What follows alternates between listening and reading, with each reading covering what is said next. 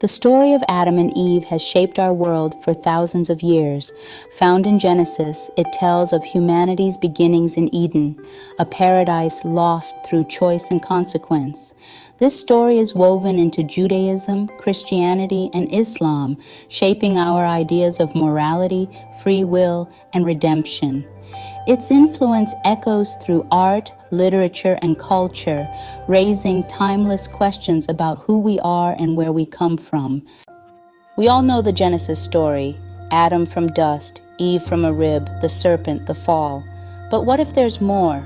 Beyond Genesis, ancient texts like the Book of Jubilees and the Book of Adam and Eve add rich detail and new perspectives. They reveal Adam and Eve's struggles, grief, and hope after Eden, stories of survival, regret, and enduring faith. In the beginning, the world was new, crafted by a divine hand.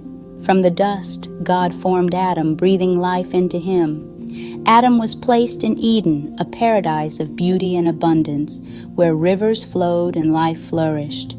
God gave Adam one rule: do not eat from the tree of knowledge. Adam named every creature, yet among them he was alone, unique but solitary. In Genesis, after Adam names the creatures, God declares, "It is not good for the man to be alone," so God creates a companion, woman, from Adam's side, signifying a deep connection. They are two parts of a whole, united in perfect innocence and unity. In Eden, they live together, unashamed, open, and complete. In the perfect garden, a new character appeared, the serpent, more crafty than any wild animal God had made. It whispered doubt to Eve, questioning God's command and planting seeds of temptation. The serpent claimed, "You will not certainly die. Eat, and you'll be like God, knowing good and evil." The choice before Eve was no longer simple obedience, but the lure of becoming something more. And in that moment, she made her choice. The decision was made. Eve took the forbidden fruit and ate it, then gave some to Adam, and he ate too. United in disobedience, their eyes were opened. They realized they were naked, and innocence was lost. Guilt and shame followed. They hid from God, blame began, and consequences came. Exiled from paradise, humanity's first chapter ended. They faced a world forever changed. The Genesis story of Adam and Eve is powerful, but remarkably brief, covering creation, temptation, and exile in just 3 chapters. The narrative moves quickly, leaving many questions unanswered and significant gaps in their story. We don't know how long they lived in Eden, what their daily lives looked like, or how they coped after exile. Genesis mentions other children, but gives no names or stories, leaving much to our imagination. It's in these gaps that other ancient texts step in, offering their own fascinating answers.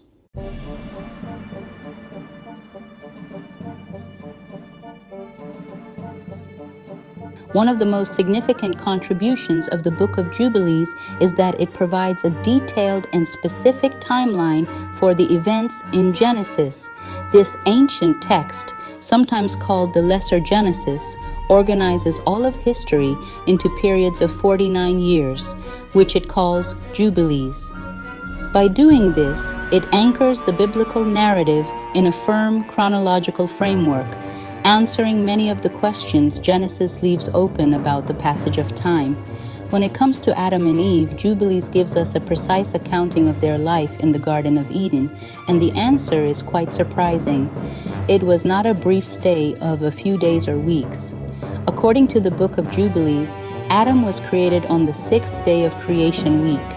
He was brought into the Garden of Eden, but he was alone for a time. Jubilees tells us that Adam spent 40 days in the land where he was created before he entered the garden, and his wife Eve was created during the 2nd week after creation. This detail alone adds a new layer, suggesting a period of solitude and learning for Adam even before Eve's arrival. The text is incredibly specific, painting a picture of a carefully orchestrated beginning for humanity, with each step following a divine calendar. It removes the ambiguity of Genesis and replaces it with a structured, ordered sequence of events. The most astonishing revelation from Jubilees concerns the length of their stay in paradise. The book states that Adam and Eve lived in the Garden of Eden for 7 full years. Think about that. 7 years of perfect innocence, walking with God, and living in a world without pain, sorrow, or death. This detail dramatically changes the emotional weight of the story. It means they had a long time to understand God's single commandment. Their transgression was not a naive, spur-of-the-moment mistake. It was a choice made after years of experiencing God's perfect provision and boundless goodness. This makes their fall even more tragic. Jubilees pinpoints the exact moment of the fall. It says that at the end of 7 years, in the 2nd month, on the 17th day of the month, the serpent spoke to Eve. This level of precision is characteristic of the entire book. By giving us a timeline, Jubilees transforms the story from a timeless myth into a historical account. The 7 years in Eden become a golden age of humanity, a baseline of perfection that was consciously and deliberately forfeited. This extended period of bliss makes the subsequent exile and hardship an even starker contrast, emphasizing the profound magnitude of what was lost through their act of disobedience.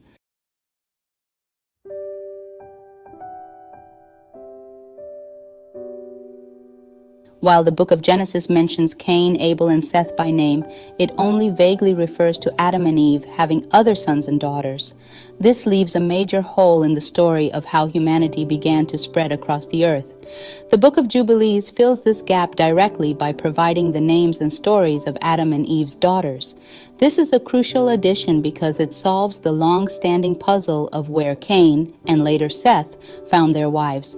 By giving these women names and identities, Jubilees brings the first family to life in a much more complete and realistic way, moving beyond a purely male-focused lineage.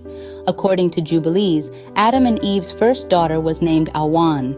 She was born after the birth of Cain and Abel. The text tells us that in the 3rd Jubilee, Cain took his sister Awan as his wife, and she bore him a son named Enoch. This directly answers the question that has puzzled readers of Genesis for centuries. By explicitly stating that Cain married his sister, Jubilees presents a solution that, while uncomfortable for modern sensibilities, was a logical necessity for the propagation of the human race from a single family. It treats this fact matter-of-factly as a simple part of the historical record of humanity's beginnings.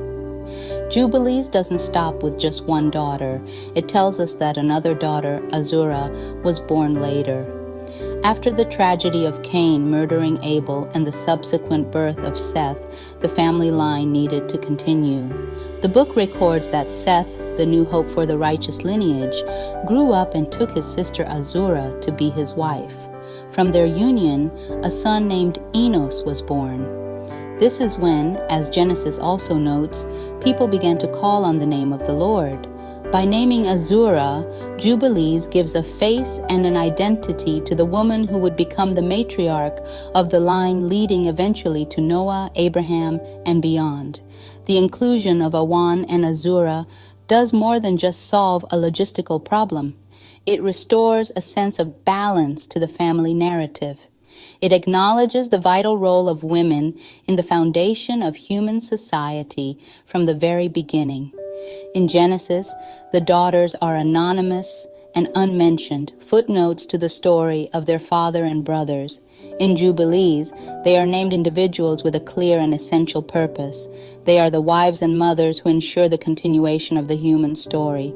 This addition, while seemingly small, fundamentally enriches our picture of the first family, making it feel more complete and historically grounded.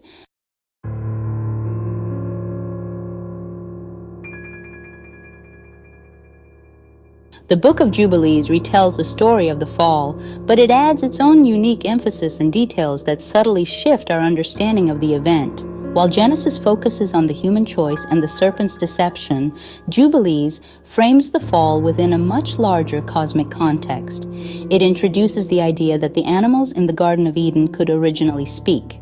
However, when Adam and Eve were expelled, Jubilees states that the mouths of all the animals were shut, so they could no longer speak. This detail suggests that the fall was not just a human tragedy, but a cataclysmic event that fundamentally altered the nature of creation itself. Jubilees also provides a different perspective on the motivation for the fall. It places a strong emphasis on the concept of shame and nakedness. The book claims that when Adam and Eve were created, they were clothed in skin, not the animal skins God gave them after the fall, but a kind of natural, glorious covering. The book says that after they sinned, they were stripped of this innate covering and became naked. Their first act of sewing fig leaves was an attempt to replicate the covering they had lost. This adds a layer of meaning to their shame. It was not just about physical nakedness, but about losing a state of inherent glory and honor. Furthermore, Jubilees connects the fall to a specific set of laws. The entire book is presented as a revelation given to Moses on Mount Sinai, where the angel of the presence dictates the history of the world and the laws that govern it. In this context, the fall of Adam and Eve is presented as the first violation of a sacred law. The punishment, exile from the garden, is shown not just as a consequence but as a necessary legal judgment.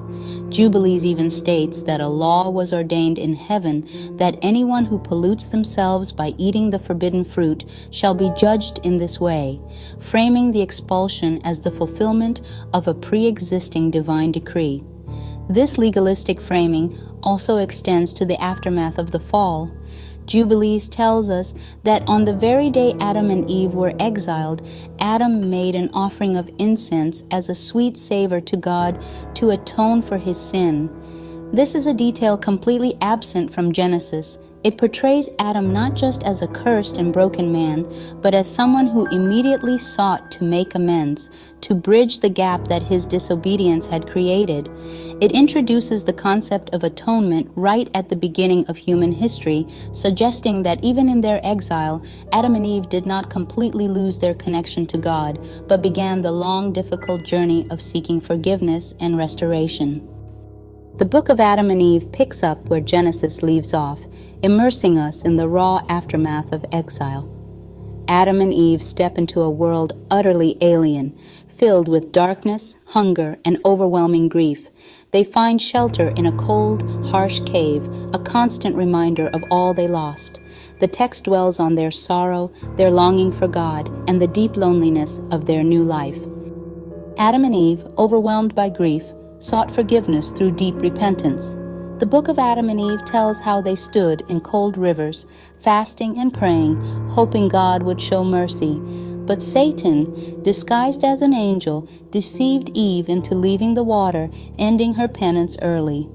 Their struggle for forgiveness was just beginning. Repentance itself became a battlefield. The Book of Adam and Eve gives Satan a starring role, no longer just a serpent, but a relentless enemy waging war on humanity. Driven by jealousy and pride, Satan blames Adam for his fall and vows revenge. Cast out of heaven, he attacks Adam and Eve in many forms, tempting, deceiving, and even hurting them. Their story becomes an epic battle, two people on the front lines of a cosmic war. The Book of Adam and Eve isn't just about loss, it holds a secret hope, visions of the future. Through angels, God reveals that humanity's story will not end in tragedy. A prophecy promises that one day God's Son will bring healing and redemption to all. Even in exile, a path back to hope was being prepared from the very beginning. Three ancient texts tell one story. Genesis gives us the bones, the core narrative of creation, and the fall. Jubilees add structure and timeline, turning myth into history. The Book of Adam and Eve brings emotion and struggle, showing the pain and hope of humanity's first days. Together, they create a richer, more human beginning to our story.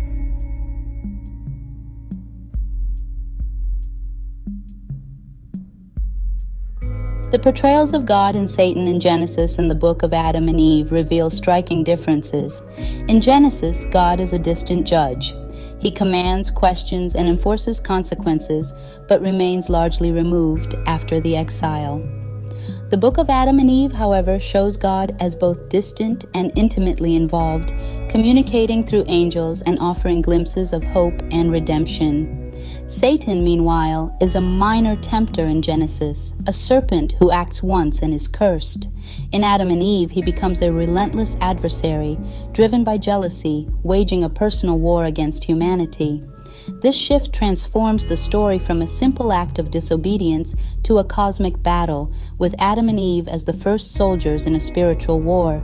The expanded roles of both God and Satan add depth, making the human struggle not just internal, but part of a larger, ongoing conflict. The drama of repentance and grace is heightened as humanity faces both its own failings and an external, malevolent force.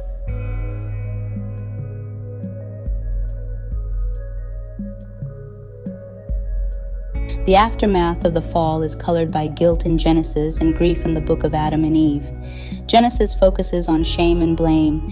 Adam and Eve hide, fear, and shift responsibility, highlighting guilt and broken trust. In Adam and Eve, the dominant emotion is grief. They mourn their lost home, innocence, and closeness with God, seeking reconnection through sorrowful penance. The Book of Jubilees adds another layer, framing the fall as a loss of status and honor, with atonement achieved through ritual and law.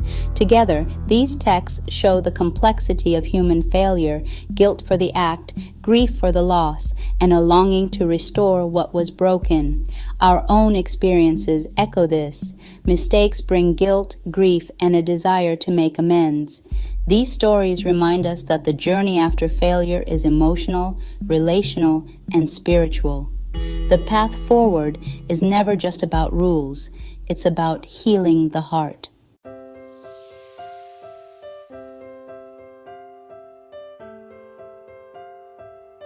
Each text offers a unique vision of redemption after the fall.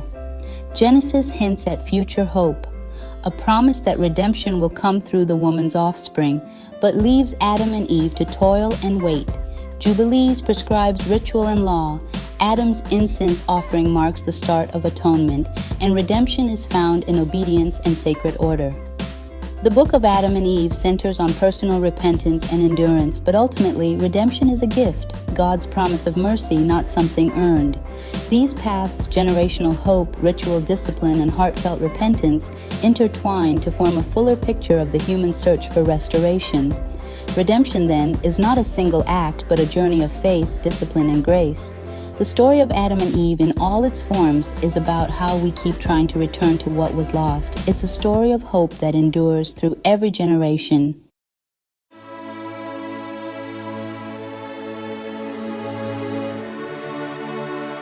The story of Adam and Eve is more than ancient history. It's a living mirror of our humanity. Across Genesis, Jubilees, and the Book of Adam and Eve, we see a tale retold and reimagined, each version reflecting new questions and insights. This story endures because it asks timeless questions. Why do we suffer? What is good and evil? Why do we long for a lost paradise? Even today, it resonates as an allegory for the human condition, our creativity, our failures, and our longing for redemption. The forbidden fruit is a symbol of knowledge and responsibility, reminding us that choices have lasting consequences. Ultimately, Adam and Eve's story is our story of regret, hope, and the search for a second chance. Whether literal or symbolic, it connects us to the beginning of the human journey.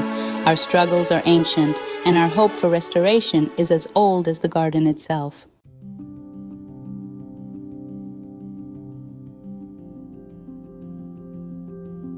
Exploring these texts teaches us to look beyond the familiar and seek deeper meaning. Genesis, Jubilees, and the Book of Adam and Eve each offer unique truths, legal, emotional, and spiritual.